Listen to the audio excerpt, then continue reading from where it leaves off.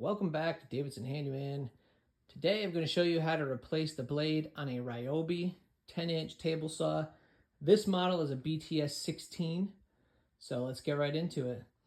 I already removed the blade from this one, so we're just going to be putting on a new general purpose 40-tooth blade.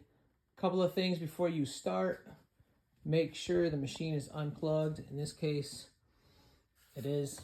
I haven't even plugged it in yet, but if you're unplugging from the wall, go ahead and try and turn it on. Make sure you unplug the right outlet, and that should be good. So what you want to do for this one is just flip it up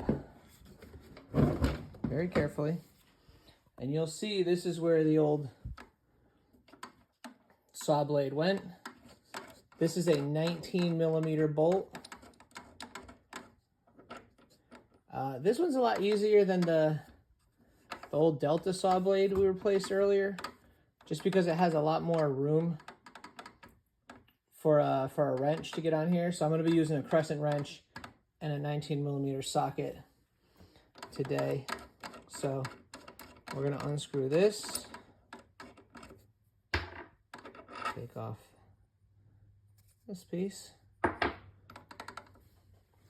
and then for the saw blade, you want to make sure the teeth are facing forward on the machine. So when you put the blade in, all of the labeling is going to go towards the motor, and it'll be blank on the outside where you see it.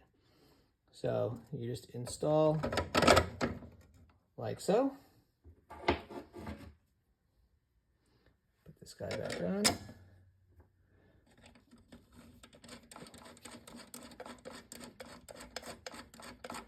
Now this one doesn't have a lock, so as you turn it, you're going to have to hold it with the crescent wrench and then use the socket. Now because you're working in such a close proximity to the blade and the wrench can slip at any time, just as a safety feature, you can wear some cut-proof gloves when you do this. But at any rate, you want to keep your hands as far away from the blade as possible. So if you're cranking down on a socket wrench, see if you can get an extension to at least stay a little bit far out. So if your hand slips or the wrench slips, you're not going to go and rake your hand right across the blade, because that's not going to be fun for anyone. So I'm going to tighten this down. I don't have the ability to hold the phone and do two wrenches at the same time. So I will be back when this is tightened down, and we'll take a look. All right, we're back, and this is tightened up. I want to show you what I did just to have a little bit extra safety. Is I used the frame of the table saw to hold the wrench. So as I cranked up on this, I didn't have to keep my other hand really close to the blade there. So I can kind of do that. And then again, it would have been nice to have a further extension, but I don't have one right now. So this is all tightened up. Like I said, 19mm. And this blade is good to go.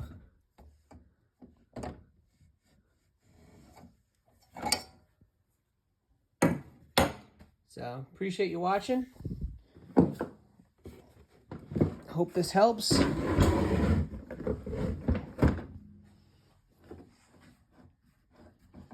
And now you got a nice new blade to enjoy on your table saw. Thanks again.